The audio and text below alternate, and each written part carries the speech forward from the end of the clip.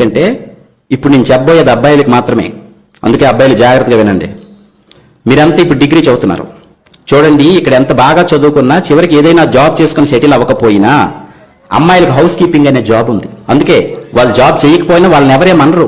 మరి అబ్బాయిలు తప్పకుండా ఏదో ఒక పని చేయాలి. అందుకే మీరే జాగ్రత్తగా వినండి.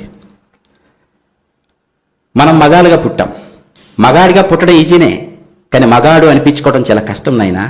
ఒకసారి మగాడి జీవితాన్ని చూద్దామా. 5వ క్లాస్ లోపు అమ్మా నాన్న తప్ప మనకి ఇంకేం తెలియదు.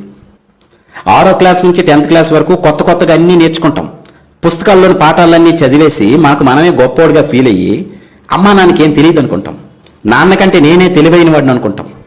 ఇంటర్ డిగ్రీలు మరి చెప్పాల్సిన అవసరం లేదు. కుర్రోళ్ళం అయిపోయాం. కాలేజీలో అటెండరు, స్వీపరు, వాచ్మెన్ ఇలాంటి వాళ్ళని చూస్తే చాలా చీప్గా కనిపిస్తారు మన కళ్ళకి.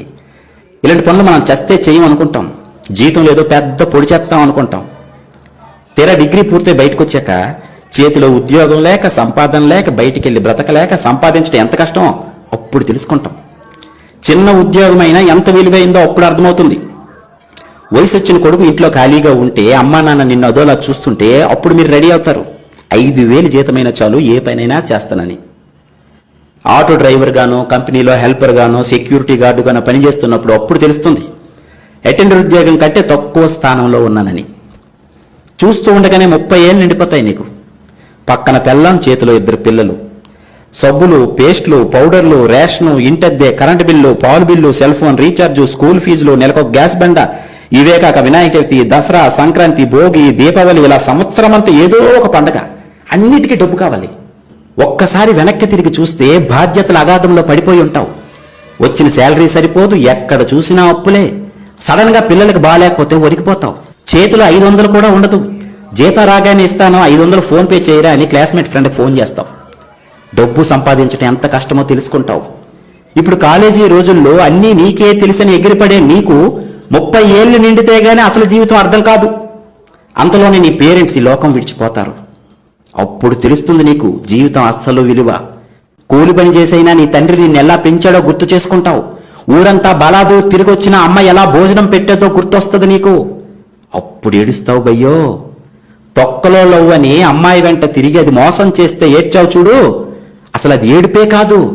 అమ్మా నాన్న పోయాక ఇప్పుడు వస్తుంది చూడు, ఇది అసలు ఏడుపు.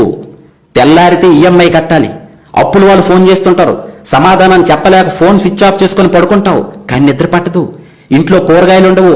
నీ దరిద్రం చూసి భరించలేక అప్పుడు నీ పిల్లం ఒరే చేతకాని దద్దమ్మా, పడుకోవడానికి తప్ప ఇంకా దేనికి పనికిరాని ఎదవు నువ్వు అని నిన్ను పక్కింటోడితో పోల్చి పొడుస్తుంది చూడు, అప్పుడు వస్తాయిరా మీకు నడుము నొప్పి, మోకాలు నొప్పులు. నవ్వకండి, ఇది నిజం. ఇదే జరుగుతుంది మగాడి జీవితంలో. ఇప్పుడు అనిపిస్తుందిరా నీకు, చీ దీనమ్మ జీవితం, అసలు మగాడిగా ఎందుకు పుట్టానురా అని.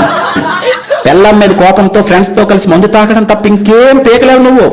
నీ కష్టాలన్నీ సిట్టింగ్ లోనే ఫ్రెండ్స్తో షేర్ చేసుకుంటావు. అప్పుడు నిన్ను ఆదుకుంది 10వ 12వ సహాయం చేసేది క్లాస్మేట్సే. అందుకే క్లాస్మేట్స్ ప్రతి మగాడికి చాలా అవసరమైనప్పుడు ఆదుకుంది వాళ్ళే. మగాడిగా పుట్టిన తర్వాత ఈ కష్టాలన్నీ తప్పవునైనా సంపాదించాల్సింది నువ్వే, పెంచాల్సింది నువ్వే, దొబ్బులు కాయాల్సింది కూడా నువ్వే. పండక్కింట్లో అందరికీ నువ్వే కొత్త బట్టలు కొంటావు, నువ్వు మాత్రం కొనుక్కో. ఎందుకంటే నీ దగ్గర డబ్బులు ఉండవు, ఎప్పుడు ఆ పాత బట్టల్లోనే కనిపిస్తావు. అప్పుడు తెలుస్తుంది మీ నాన్న ఎప్పుడు చిరిగిపోయిన బనియన్తో, అరిగిపోయిన చెప్పులతో ఎందుకు అలా సింపుల్ గా కనిపించేవాడో. ఇప్పుడు అర్థమవుతుంది. నువ్వు నాన్న అయితే గాని మీ నాన్న అంటే ఏంటో నీకు అర్థం కాదు. 30 ఏళ్ళు నిండిన తర్వాత సడన్ గా చదువుకునే టైంలో బెల్ కొట్టే అటెండర్ గానీ, వాచ్మెన్ గానీ నీకు రోడ్డు మీద కనిపిస్తారు. చిన్న ఉద్యోగమని, తక్కువ జీతమని హేళన చేసి నువ్వే ఈరోజు అతన్ని ఎంత ఆప్యాయంగా పలకరిస్తావో చూడు. నీకంటే అతను ఎన్ని రెట్లు గొప్పవాడో ఇప్పుడు నీకెవరో చెప్పాల్సిన అవసరం లేదనుకుంటా. కాలం అన్నింటికీ సైలెంట్ గా సమాధానం ఇస్తుంది సోదరా. ఇది అర్థమైన రోజు నుండే నువ్వు బ్రతకడం ప్రారంభిస్తావు. ఇక నుండే నీ అసలు జీవితం మొదలవుతుంది. ఇవన్నీ ఏ క్లాసులోనూ మీకు నేర్పరు తమ్ముడు. ఇక నుండైన వయసులో పెద్దవాళ్ళైన మీ నాన్నని, అటెండర్ని, వాచ్మెన్ని తక్కువగా చూడటం మానేయండి. గౌరవించడం నేర్చుకోండి. God bless you all.